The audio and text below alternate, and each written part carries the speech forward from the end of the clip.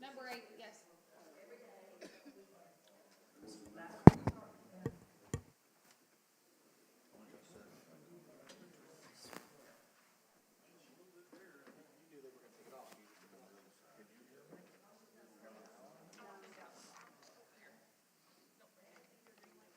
There it is. Bet you can hear me now. Can you?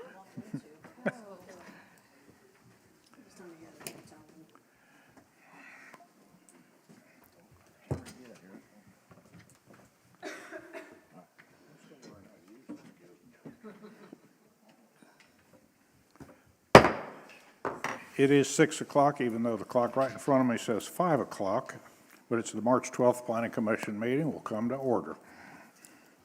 Call the roll. Martin, Here. Abernathy, Jones, Here. Hoskin, Here. Patel, Here. Clough, Here. Middleton. Here. You have received a copy of the minutes of the last meeting. Are there any corrections or additions? Motion to approve. Second. Got a motion and a second. Call the roll. Martin, Aye. Jones, Aye. Hoskin, Patel, Aye. Clough, Aye. Middleton. Aye. On the agenda, is there any corrections on the agenda? Yes, so number, can y'all hear me? I can't. How about now? Ooh, Ooh, there you go. there we go. Hello. Number 8, staff is requesting to withdraw that item in its entirety, public comment and public hearing. Okay. Is there anybody here who wishes to speak to item number 12, the site plan of Newman Drive? Okay, then the agenda stands as amended. Replat of parts of Lot 2, Block 9, Sylvan Hills Edition. So this first item up on the agenda tonight is a replat of 2 parts of Lot 2, Block 9, Sylvan Hills Edition, to be now known as Lot 2R, Block 9. The applicant successfully addressed all of staff comments, but there is one outstanding minute detail for the certificate of final plat approval. It should say Sherwood Planning Commission Chairman or Vice Chair, but other than that, staff recommends approval action of the item. Okay, discussion, concerns, questions? Is there a motion? Motion to approve the replat. Second. Have a motion and a second. I assume that includes correcting the signature line. Yes, sir. Okay. Martin, Aye. Jones, Aye. Hoskin, Patel, Aye. Clough, Aye. Middleton. Aye. Okay. Rezone request at 10023 Highway 107, Sylvan Hills Learning Center from R1 to C3. So next up on the agenda is going to be a rezone request for 10023 Highway 107. So this is the property that we just discussed prior with the replat. So down here where the box is highlighted, the current zoning for that property is R1. The use is non-conforming. So the applicant is requesting rezone from R1 to C3. This calls for a public hearing. Does anybody wish to speak to this issue? Hearing none? You wish to? Yes. Have you signed in? If you would, give your name and address just for the record. My name's Mark Daniel, at 215 Reeves Road, Sherwood. I'm concerned about this because this is right behind my house. Reeves Road is a small road, dead ends, and I'm concerned with the traffic through there. The Methodist church that's there has a daycare already, and there's a lot of traffic confusion when they have their daycare coming and going. I'm always concerned about them because they actually stop in the street to unload the kids. And the way people go up and down that road is 25-mile-an-hour speed limit. The city has put a sign out there, they painted the road, and then they put the speed sign to tell you how fast you're going. And no one goes 25 on that road except the residents that live on that road. Everybody's flying through there. It's only 3 blocks long, but they're still flying through there. The other part of that is it makes a turn on the Stonecker Drive, and that will be the back of this new C3 plot. And that's a dead end. The school has a gate they put across there and lock it. So if they do use that way, they'll have to come through Reeves Road as for passage. So that's my biggest concern is traffic. Okay, thank you. Anybody else?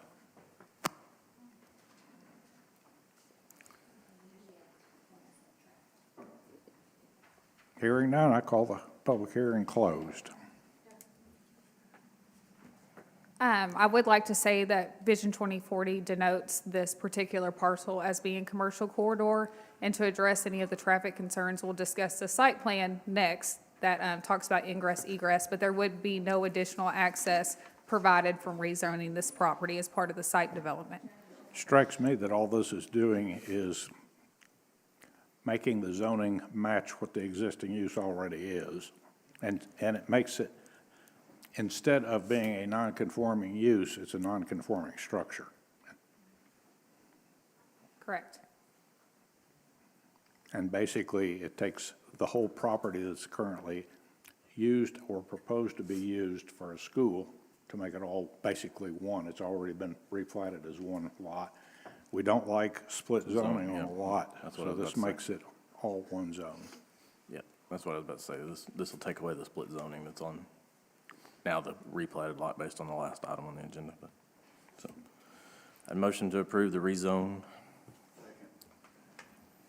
Martin? Aye. Jones? Aye. Hoskin? Patel? Aye. Clough? Aye. Middleton? Aye. Site plan at 10023 Highway 107, Sylvan Hills Learning Center. So this, of course, is the same property. We have discussed 2 items prior. So this is for site development of a new proposed learning center in addition to the existing that's on property, a little under 8,000 square feet. So what this is provided one-way ingress, egress. It meets fire access requirements that for the dumpster truck to pick up the trash. The only contingency item that remains outstanding is along this west property line, continuation of the landscaping requirements as it pertains to dense evergreen planting to meet at that northwest corner. So with that, I would open any discussion from the commission. Well, this calls for a public hearing. Does anybody wish to speak to the site plan for this property?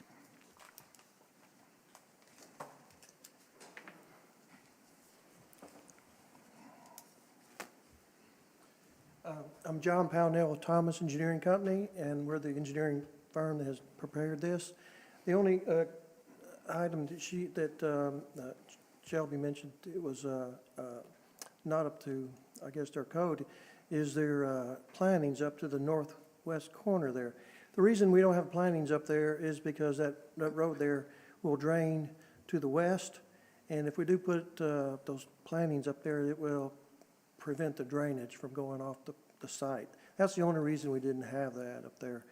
Also, they just mentioned that the owner to the west there is the same owner. So there wouldn't be a conflict, I guess, for that owner, the 2 owners having a problem with those bushes not being up there at the northwest corner. Other thing was we left some bushes off on the south side too, because you can see the building is so close to the property line there that we really couldn't put them in there. It was like 5 feet away. You can't really put a bush under there. It'd be under the eaves of the house.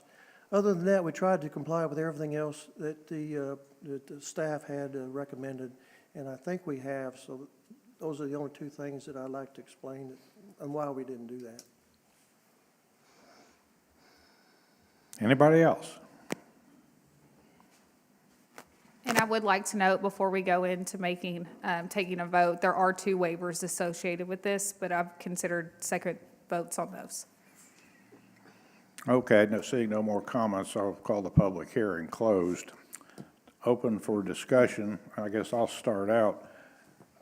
The houses on the south side of this property, and in one case, it looks like they're within 5 feet of the property line, and other is pretty close. The only thing that concerns me, quite frankly, is the location of that dumpster. That's just, in my opinion, too close to a residential use. It would make more sense to me to be located at what looks to me is a turnabout at the northwest corner. I throw that out for discussion.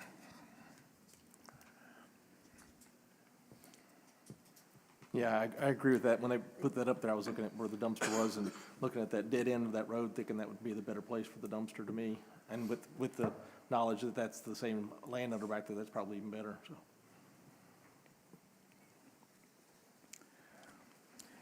Other concern I had was that when I was looking at the staff review, there was a letter that said the owner does not intend to allow clients to drive across the property to the west of the site.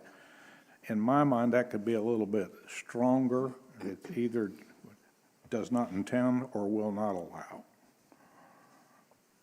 Because if I'm understanding this right, we don't know what the use of that vacant property to the west is, and at this time, it's not under consideration on this site plan. And if it ever does get developed, that would require another site plan and possibly a rezone. So to me, it would be better if it was understood that this is not part of this at all.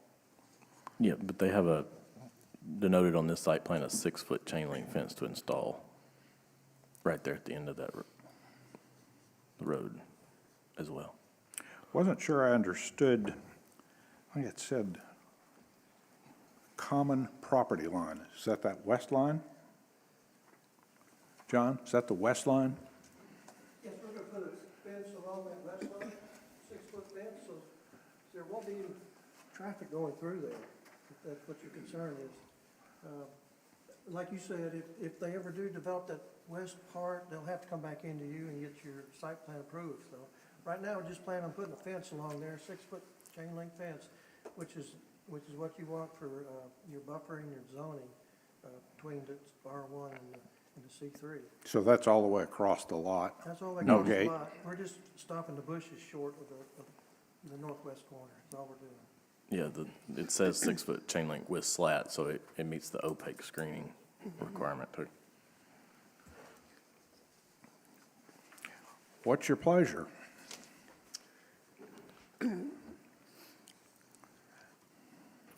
So I guess I would really like to see that landscape pulled up on the northwest corner. That's the turnaround for the fire truck, right? That's the required turnaround. So we can't shorten it, but at least graphically, it appears that could extend. I don't know the width of that bed, but I think we should have the cover extend all the way to the northwest. I thought that's where we said the dumpster needed to go. Right, I mean, honestly, could the dumpster maybe come down to the south of that turnabout for the fire lane? There's not enough room between the fire access and the fence. I guess that maybe ask the fire marshal if he can weigh in on that one.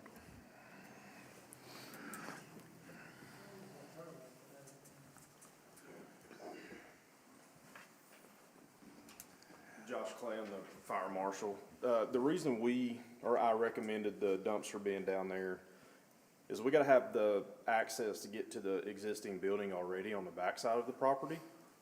So us pulling a fire truck straight down in there and then backing out to where you are wanting the dumpster is kinda how that flows a little bit better. So basically, in order to protect the fire equipment's ability to maneuver, that's pretty much where that dumpster has to be, Yes. okay?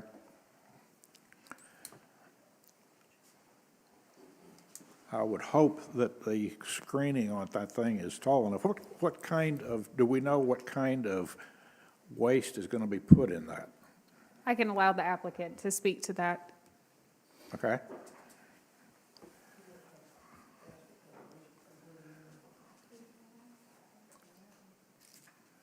So it is a childcare facility, so anything associated with that, food products, waste, things of that nature. Correct? Okay, diapers. Well, I would certainly hope that it is securely bagged so there could be no odors drifting over to the residents next door. And we have a lock on our current trash container at the dumpster. Okay. You have any concerns about the shrubbery on the south property line? And I guess 6-foot fence is probably tall enough, even though we could go to 8, but they've lived with this, the neighbors, for, I don't know, however long up to this point. The greenery will provide a nice, if not a buffer, at least a little bit better landscape, especially if it can get over the fence. And at this point, anything about that side is no worse than it was, except if we can protect the dumpster. What's your pleasure? Would you like me to go over the 2 waivers that are requested? Yep. Okay. So the first waiver is for that northern property line. It already abuts the school district, so the applicant is requesting a waiver to the opaque screening and dense planting requirements along the northern property line. That's the first. And then the second is to permit this 4-foot chain link fence to run along the west side of 107. There's a large drainage ditch, so it's a life safety mitigation effort. That makes sense to me.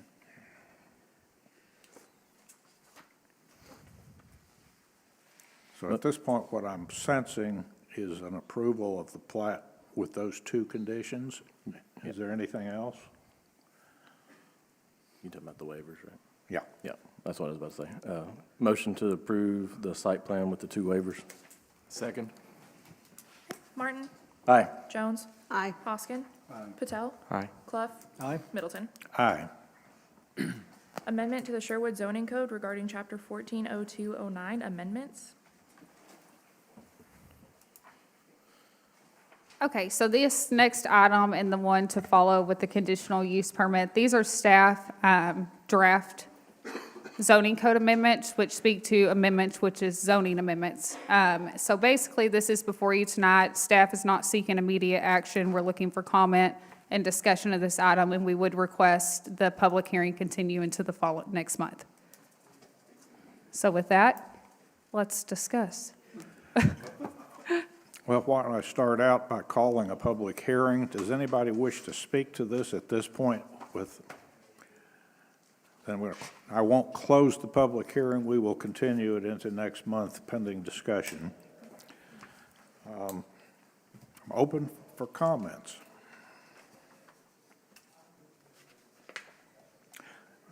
I will tell you that I have done a lot of picking on this one.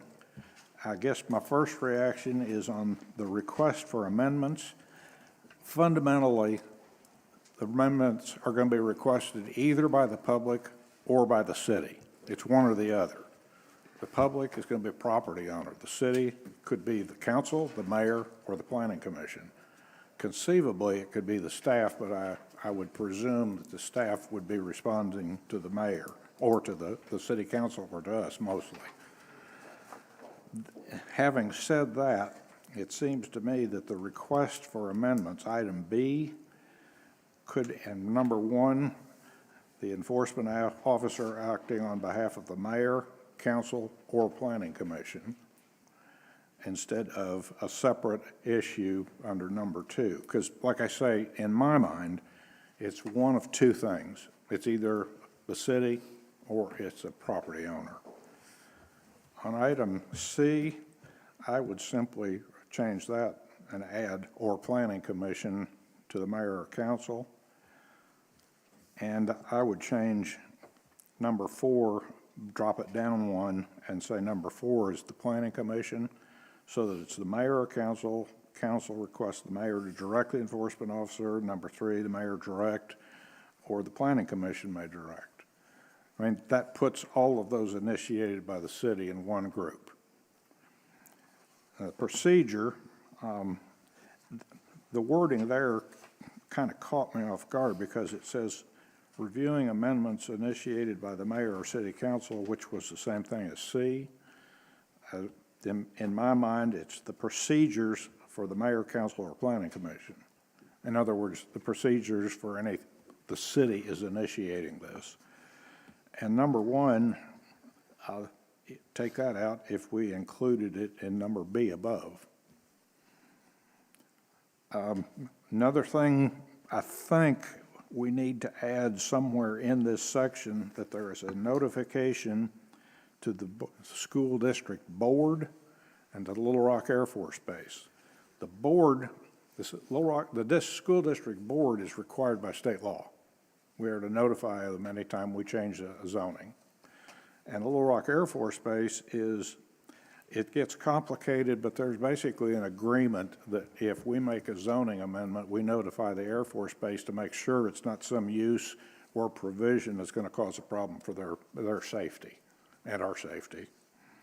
So I would simply suggest that when this gets drafted, we add that.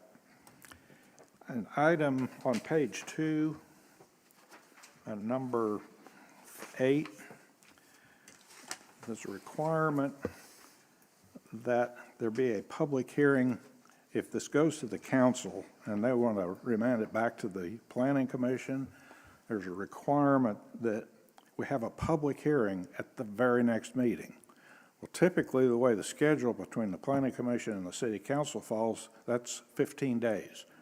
So you would have to advertise that the day before the city council met, which is before the fact. So I think that needs to be fixed with a little more flexibility and a little bit more reality. I'm not sure I understand why number 9 is here, since it's already included under C5. As the French say, we need to repeat ourselves, one time suffices.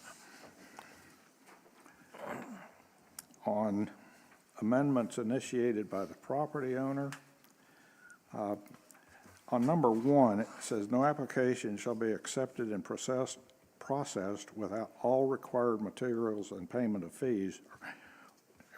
Do we need to deal with what happens if an application is submitted late? Would there be any exceptions allowed, and by who? Do we want a provision in there that even allows that? I'm guessing staff will say no.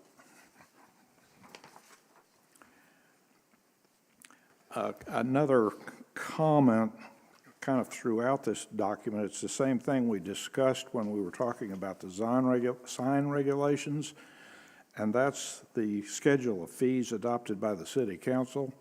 There isn't one now. Can we have the same wording that we used in the sign regulations, which I suppose put a schedule of fees at the end of this section or revision at the end of this part of the code, and refer to it with maybe a simple statement somewhere that this is what they're going to be unless the council adopts a schedule, something like that.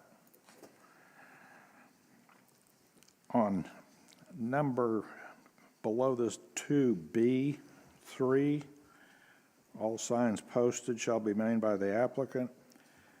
I think this, it says that they have to be removed from the property within 5 days of the concluding action, but I think maybe there ought to be something explaining what that concluding action might be, because they ought to be there until the planning commission denies it, or until the city council reviews the appeal and makes a decision. Something that clarifies what that final action is. On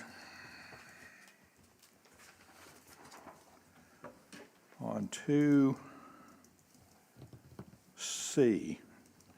letter of public notice, also notify the Air Force Base and the school district board of directors. On the review procedure under 3, on B, that the planning commission has to hold a public hearing and render a decision within 45 days following the closing of the public hearing.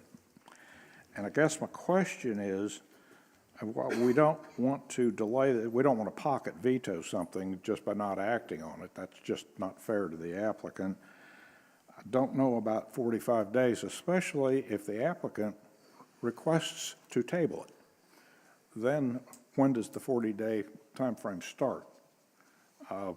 not after 45 days after the public hearing, especially if they requested that. So there needs to be some understanding that there may be situations where 45 days doesn't work. I don't know if it should be 60 days or 2 months, or there's an exception or two, something like that. But a flat 45 days could bind an applicant. And at that point, quite frankly, if we had to make a decision within 45 days and the next meeting past that, well, we'd have to either approve it without the amendments, whatever they were going to submit, or we'd have to deny the thing and make them apply all over again, and that wouldn't be right either. So something that allows something a little bit different. Yeah, that language is also a little bit unclear. The within and at least seem like they shouldn't be together. It's either within 45 days or between so many days and another bounding timeline, so. Okay. On 3B1,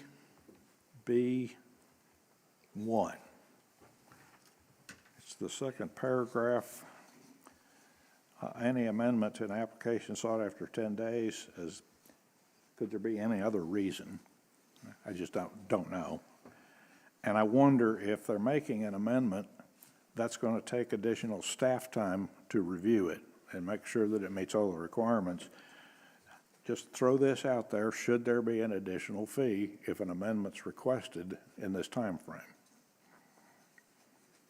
I don't have any particular feeling one way or the other, but I think it ought to be considered. And the denial, there is some language that I'd really like to see in there somewhere, that if an application is denied by the Planning Commission and is appealed to the City Council, I think it's really important that the City Council review it de novo, which just means that you cannot introduce new information. I've seen enough cases in my life to know that sometimes applicants bring their A game to the City Council instead of the Planning Commission. So there ought to be something in here that if they try that stunt, it needs to go back to the Planning Commission immediately, because the decision that's being made by the Planning Commission is based on the facts presented to it and not something withheld for later. In the City Council review,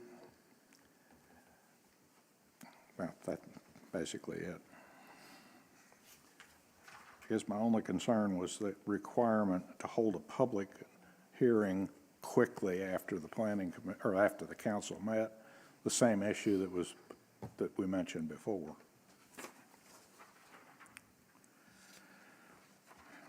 And that's it. I mean, I think the intent here is good. It just, I think, needs some work. Any other observations?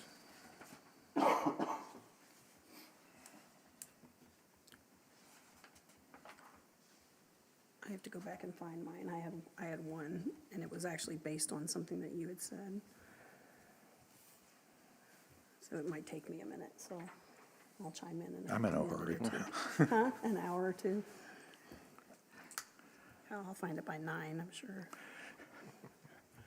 I will quickly note, just in reviewing how we process applications now, it does take some responsibility off staff, this proposal, and this is technical stuff, if you work in it, things like this are important.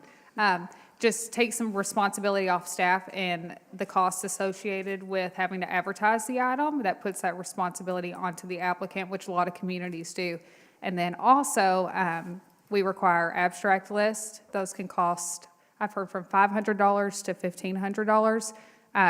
Taking that responsibility away from the applicant and now doing those in-house through our new GIS analyst. So that is one of the provisions that was included in here. One thing that would do for sure would make an applicant think twice about how important and serious this request was going to be and whether it was worth it. And we're not trying to jack the price up, but there is cost involved. Certainly. And what we're charging right now certainly doesn't cover it. I mean, you want it to be open and fair, but costs should be where they're born. You all have any feeling about that?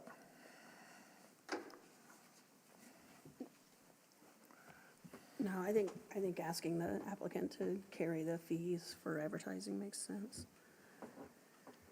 I think my question was really about the planning commission bringing requests or for amendments forward. And I wonder if it seems like the mayor or city council, the enforcement officer acting on behalf of the mayor or city council is like, we're talking about elected officials, right? And then the enforcement officer acting on behalf of the planning commission, where we're appointed, not elected. It does seem like maybe those two things ought to be on separate line items to me, just because of the nature of how those entities are filled. Either way it happens, in order to amend the code, even though the council by statute has the authority to amend, it normally is going to be going through the planning commission with a public hearing to begin with. I think politically, it might be dangerous to make an amendment unless it's a real emergency without a public hearing and giving the public a chance. And it kind of depends on whether it's a text amendment or a map amendment. The map is part of the text, basically, of the code, but they're two separate things. Typically, the city is probably not ordinarily going to make a map amendment. It can, but that's not common. And commonly, public property owners don't make text amendments. And I think those provisions got covered okay, given the nature of who's mostly going to make those requests.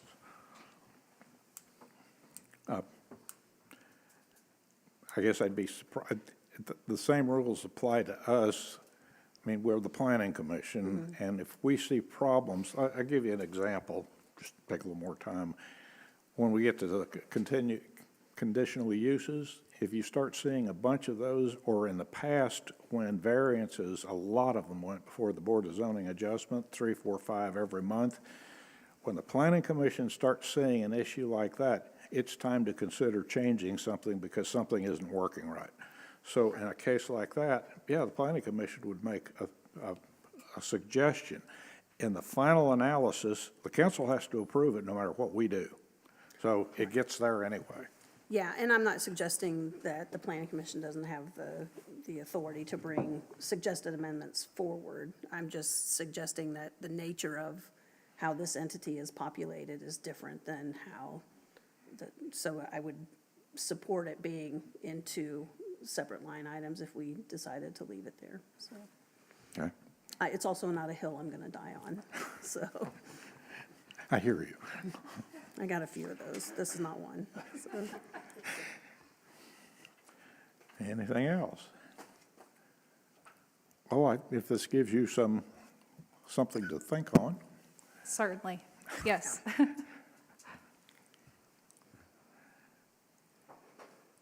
Next item.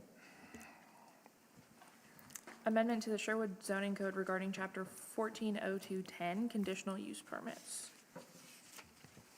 Okay, again, with this proposed language, we're just going to have a generalized discussion and treat it the same as the zoning amendment. Well, go ahead and open a public hearing since it's on the agenda. Does anybody wish to speak to this at this time? Hearing none, I won't close it. We will continue it next month after we've gotten probably some revisions. What say you about this?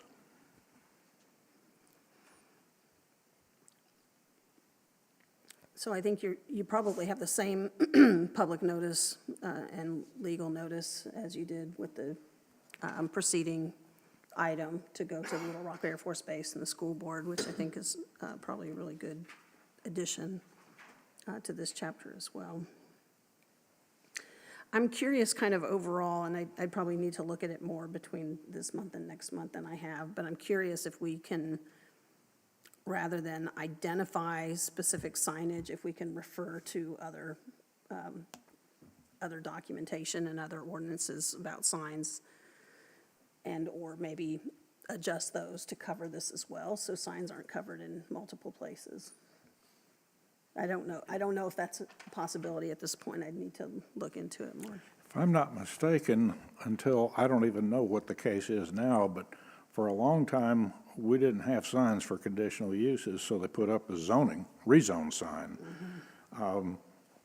One size did not all fit everybody, and it confused people as to what was going on. Do we So, have conditional use signs now? yes, there are a couple, but they're very far and few between. But right now, and that's what is confusing, so when we were looking at this, treating it more so as a permit, not any type of special, like overlay is what it appears to be at this point. But everything with the processes alike are treated as a zoning amendment, so it is very confusing. Yeah, and I wonder if maybe it's just semantics, if maybe we look at a different nomenclature than sign. Maybe it's a posted public notice or some other nomenclature that differentiates it from signage, and then the confusion goes away, potentially. But I'll do some more looking at this. Okay. I'm going to get on my soapbox for just a minute, if you will allow me. The heading of this is conditional use permits. And permits, by any definition, is an administrative function. And so it goes on from an administrative function to an ordinance, which is a legislative function. Back when the first zoning was adopted, there was no provision in there for conditional use at all. It didn't happen until Ordinance 323 in 1977, which did list uses permitted upon review and approval of the Planning Commission, but it really only listed 4. And maybe 10 years after that, the council started passing rezone ordinances for conditional uses. And I still haven't been able to find any ordinance that said they could do that. Now, when I first came on board, it was in the handbook that was passed out to us, but I don't know where that came from. So I need to do a little research myself about that. What I will tell you is that it's kind of a misnomer. I understand that the council may have been doing this for a long time, and it's a habit, but I will say that I did a survey when I first came on board, and I looked at a cross-section, 36 cities around the state. Some a little bit smaller, some quite a bit bigger, and of the 36, 30 had the conditional uses approved by the Planning Commission, because a conditional use is a permitted use on review. I don't know when it started becoming called conditional, but it's a permitted use, and that gets lost in the transition someplace. 30 had the Planning Commission do it because they reviewed it as a permit that had to be reviewed because a particular use might or might not be appropriate at a given location unless certain conditions were imposed on it. An example I typically use is a church. You can put a church in a residential neighborhood. It doesn't have to be in a commercial zone, and certainly doesn't have to be in an industrial zone. But churches generate traffic, and they may have light standards and that sort of thing. And so you want to make sure that they've got enough parking so that they don't back traffic and parking up on the streets, that they don't have loud noises or extracurricular activities that go on at various odd hours, that they have light standards that don't reflect in the neighborhood, and some stuff like that. So, yeah, it's permitted, it's appropriate, it's reasonable, but given its particular location, it might need to have some conditions. It's not a rezone, it's just, it's a permit.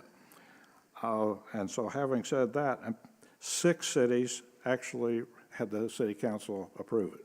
My sense is that some of the regulations early on, like ours, were done by Metroplan, and for some reason that was something they kind of liked. But only 6 cities that I looked at had the city council approving that. One, the real oddball, the outlier, had the Board of Zoning Adjustment doing it, which I really didn't understand. But having said that, the other thing is that when the city council is acting in an administrative capacity, they lose their immunity on that. You and I can be sued, but the city council can't when they're acting in a legislative capacity. And the only other thing I think I would say about that, in that respect, is that when it has to go before two bodies in order to get approved, when a lot of the applicants think they're asking for a permit and not a rezone, that adds some more time. And in some cases, it could be another 3 months if they do the one reading a month. So it adds a burden which may or may not be necessary. Okay, I'm off my soapbox on that.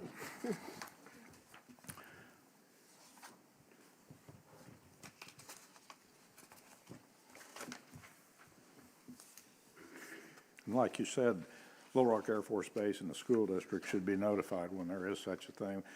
And I will tell you that I would guess that 98% of the time, the Air Force Base isn't going to be concerned about what we're doing. The only time they're going to be concerned is if a water tower or an antenna of some kind goes up above their flight elevations. And then in that case, they will respond. Or large photovoltaic arrays they may be concerned about too. But Mr. Chairman, I just wanted to throw out that I was listening to what you were saying a minute ago about the procedure staying at this level. And I was remembering that the draft proposal that Mr. Von Tonglen was suggesting very much had it not going back to council, but it was at this level for the decision and the final decision, if I remember it correctly. Yes. And my sense is that if anybody doesn't like, let's put it this way, if anybody doesn't like the conditions imposed by the Planning Commission, they got two choices. They can say, this isn't worth it, I'm not going to do it. Or they can appeal it to the city council, in which case I would ask the city council to do the same thing, is to review it on the facts of the case and not allow any new facts. If it's new facts, send it back to the Planning Commission and we'll be glad to hear it.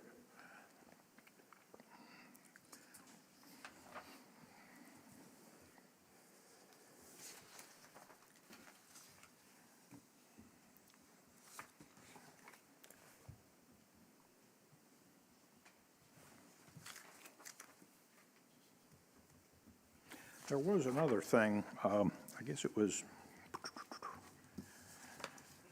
in the review procedure, conditions, B5, when it said that there was an appeal, let's see, would be sent to the city council if the enforcement officer made a ruling that the applicant didn't agree with. And what that does is that it takes the appeal decision out of the Board of Zoning Adjustment, where an appeal of the zoning official is required by law. So that needs to be looked at. Until the appeal from the Board of Zoning Adjustment gets sent to the city council, it really needs to go to the Board of Zoning Adjustment, which our current ordinance calls for. Wouldn't it go to circuit court from there or not? Yes.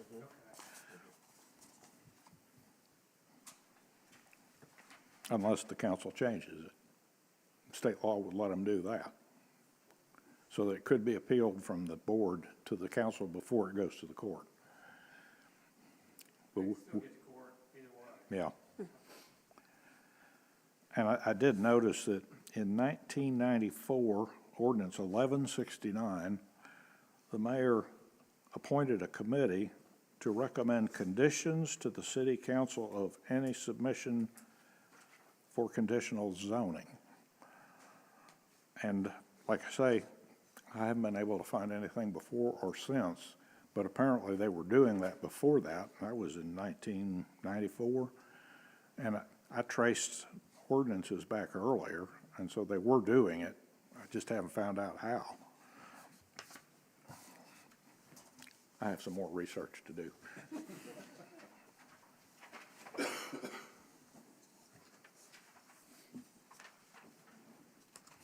Other than that, the details of the application process and what you have to show and the basis for decisions, that all makes sense to me.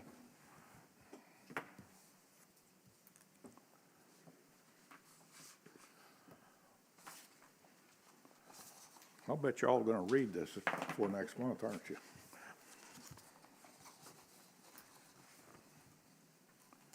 Anything else? Any other questions or concerns?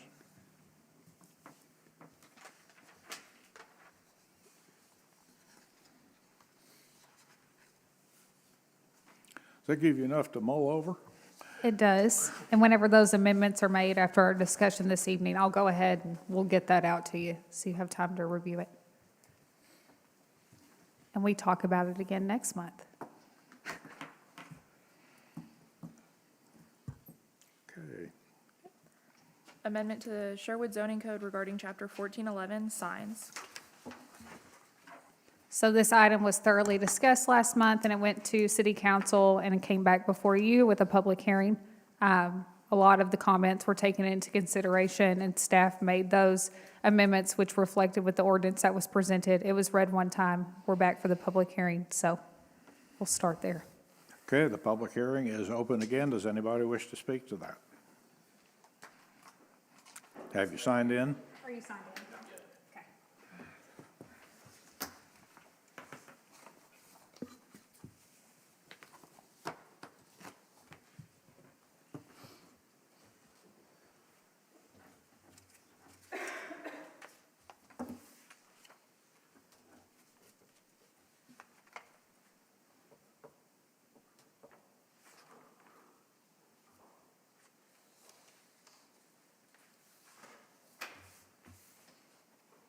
And if you would state your name and address for the record. Yes, David Dunlap, 92. This mic, please, right here. All right. David Dunlap, 9209 Johnson Drive. Clearly, I'm new to this. This is what happens when you're a new business owner in the area and you're learning some rules and regulations. And I even hope that I'm standing up here for the right one, to be honest with you. So in some of my conversations, I've had a lot of help from the city. Josh Alexander is one. This gentleman right here in the blue shirt, he's helped me with a few suggestions and stuff like that. But regarding the signs, if I can understand better, so we've got the new coffee shop, 1677 Coffee Co.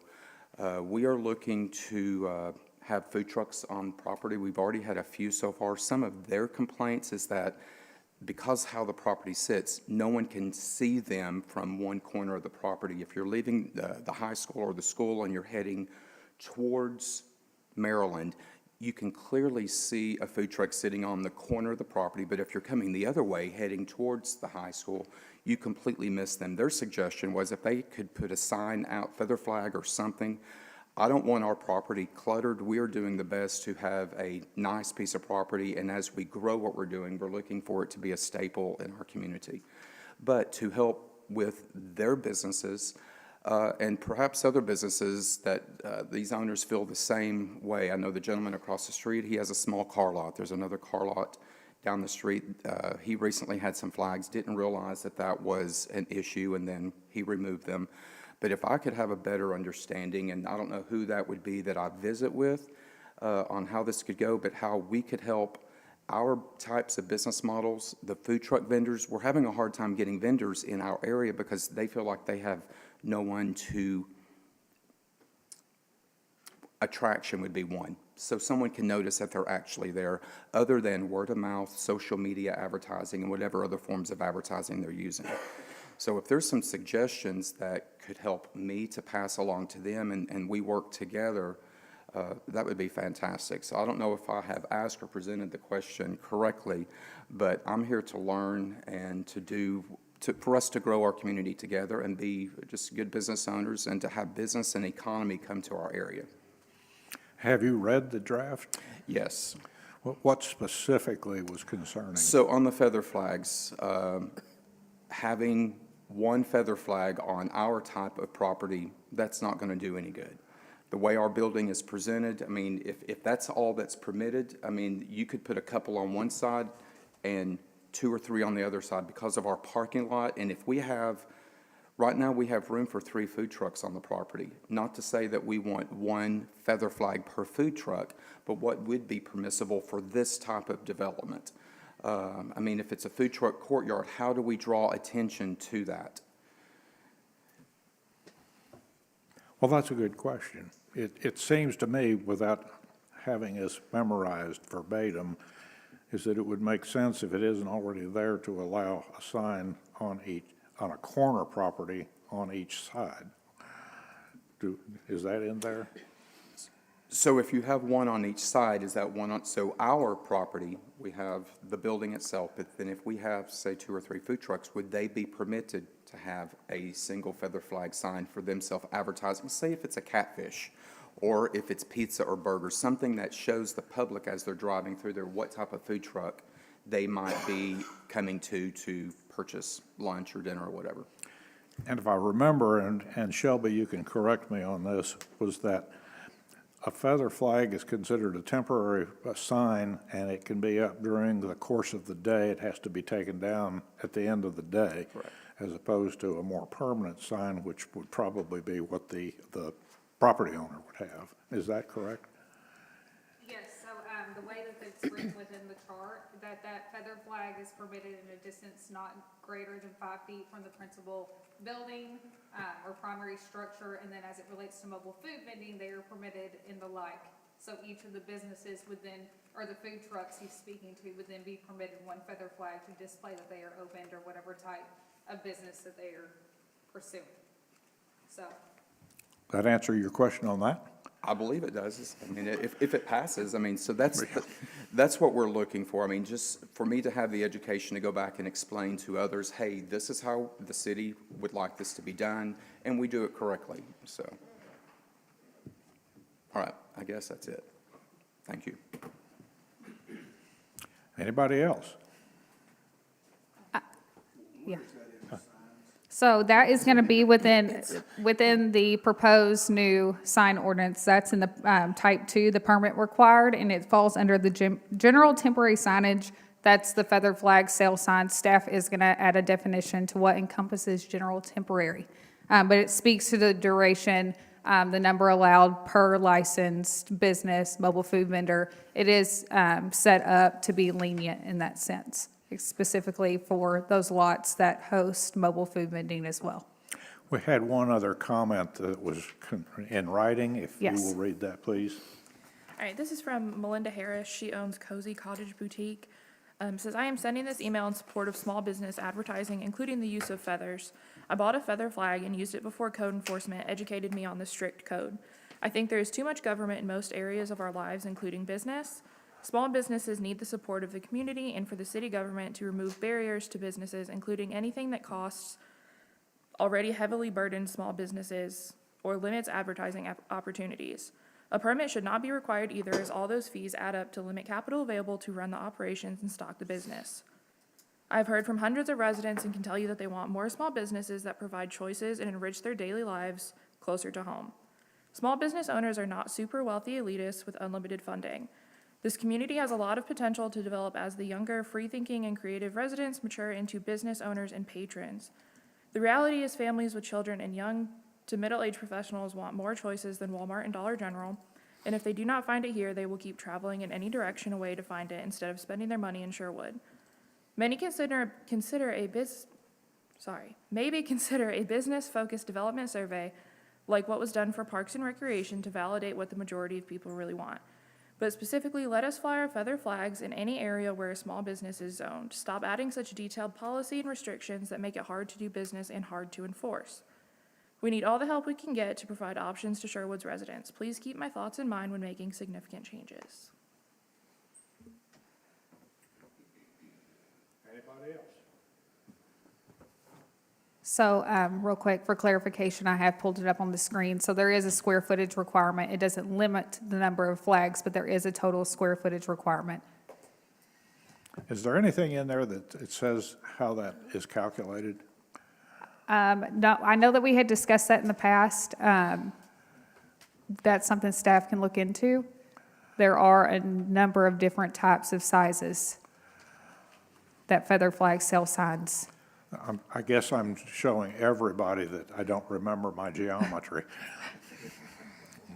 But that is something, like I said, a permit is required with this type of application, or an application is required with the permit. So that's something that would be evaluated on the front end when application is made prior to the purchasing of signs. That is the intent. Okay, I'm going to call the public hearing closed. Does the commission wish to respond to anything they've heard? Yeah, I think I would like a little bit of clarification, because I've slept a little bit since we looked at this. But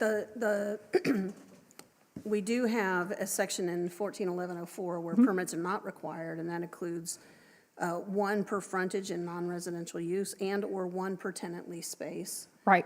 So that does not require a permit, which may help the understanding of some people, and then also then what the section that you pointed out. But I'm kind of curious where that difference comes into play.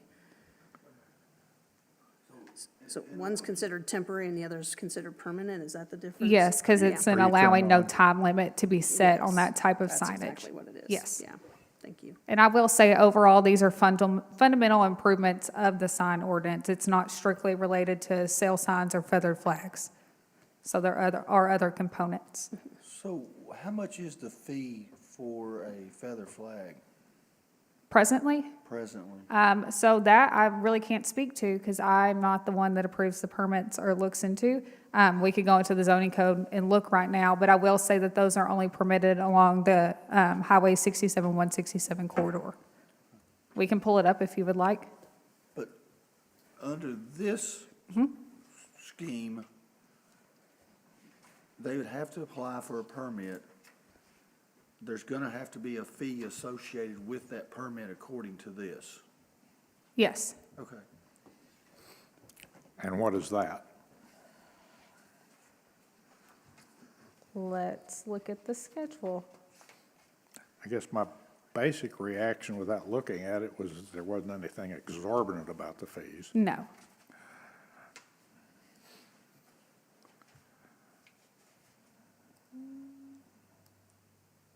I think we should put a pin in that one. This is James's baby, and he is not here this evening. I am uncertain on what that fee associated would be, but we can get clarification. The only reason I was asking was because the fee schedule at the end on page 20, Right. it doesn't say anything about feather flag.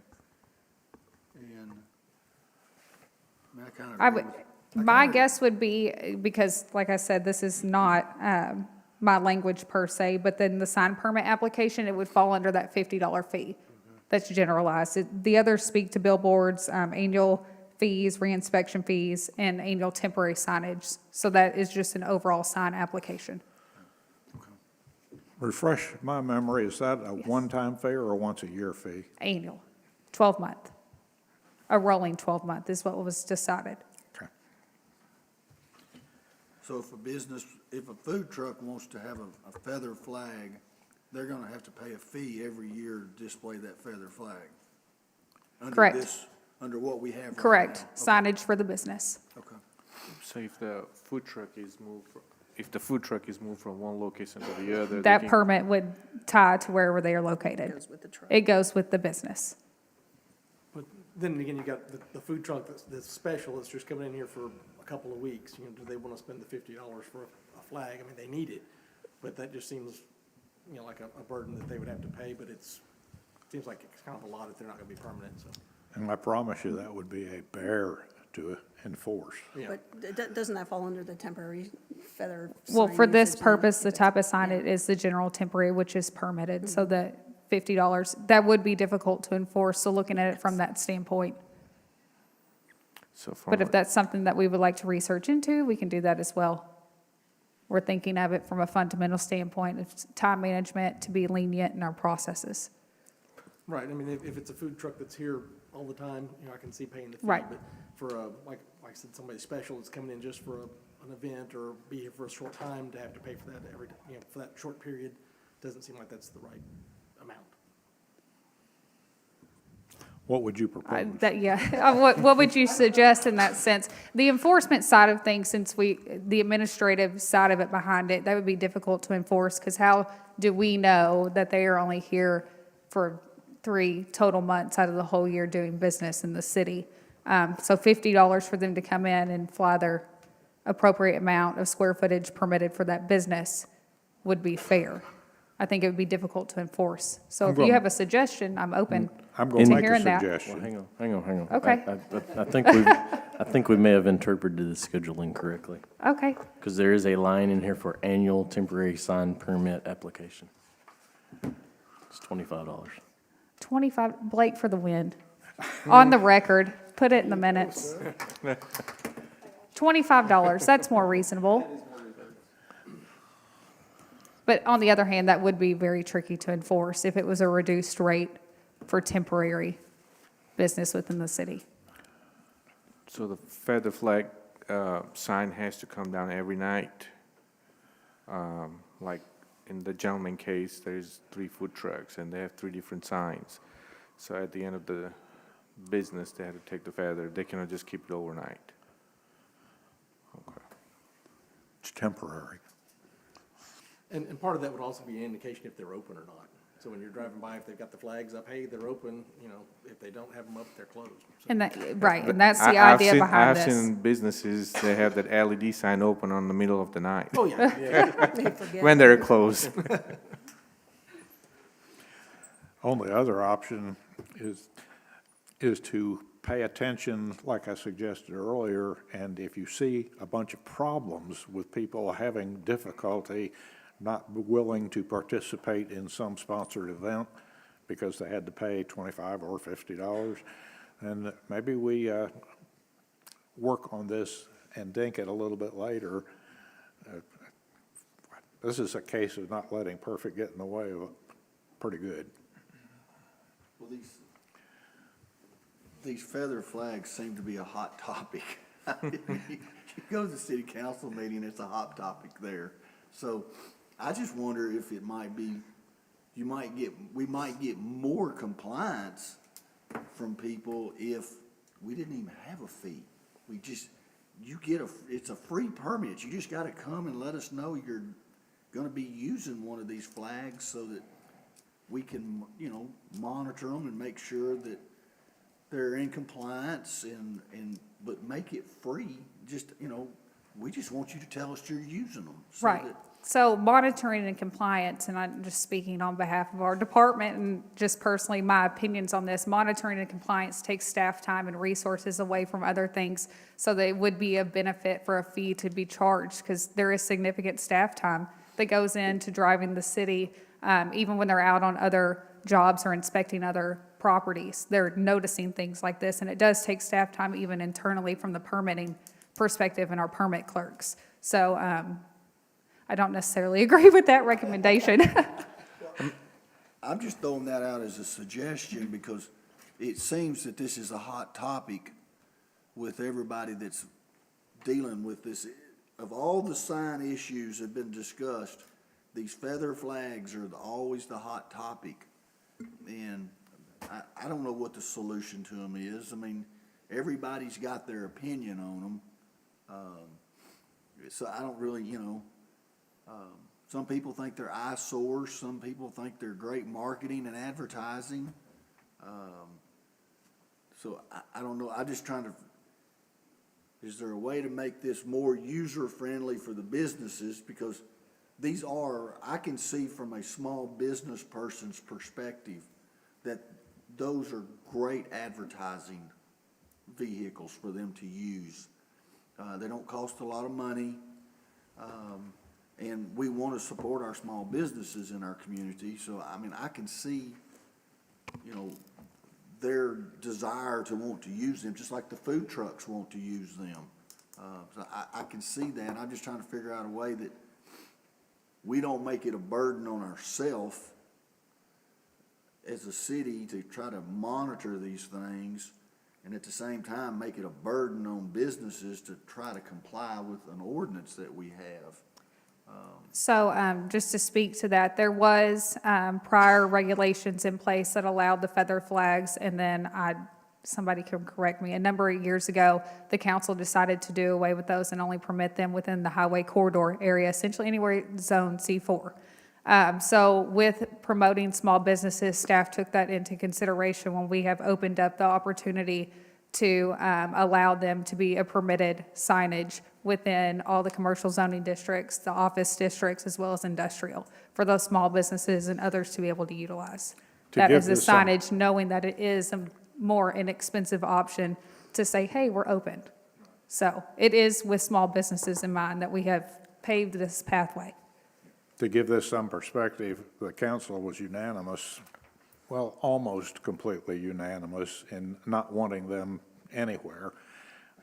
with the committee that was working on it to begin with, and you correct me if I'm wrong, Steve, our real concern was that these things are way too effective, and they distract. And if they're along the corridors where the speed limit is 40 miles an hour, that creates a potential safety problem.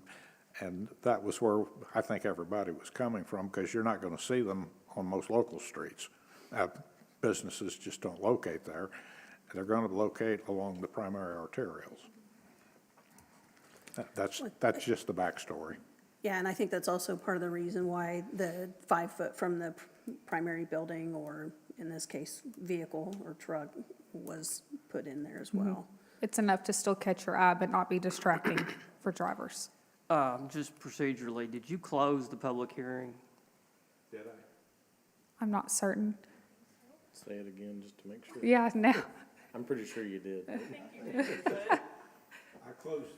I closed this public hearing for a second time, just to be sure. I'm sorry, just being careful. Thank you. I should have listened to you last month. I have one more observation, and it's just a technical one. On the map at 141109, the way it's drawn, it literally puts the buffer outside the city of Sherwood. There's a way that can be drawn so that it's accurate and keeps it within Sherwood, so that needs to be fixed. Okay. That is easy. Anything else? Come on, we're done with flags.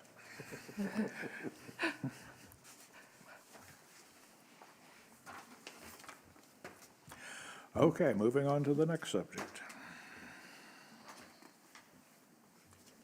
Site plan at 231 Newman Drive. This is under old business. It is all my fault. Last month, I did not call or close the public hearing, so I am now going to, and we voted on it. Well, I take some blame for that one, because I thought we had done this several months ago, too. We Just all have. better not bear that burden on your shoulders yourself. Oh, thank you. I can eat Okay. dinner now. Okay.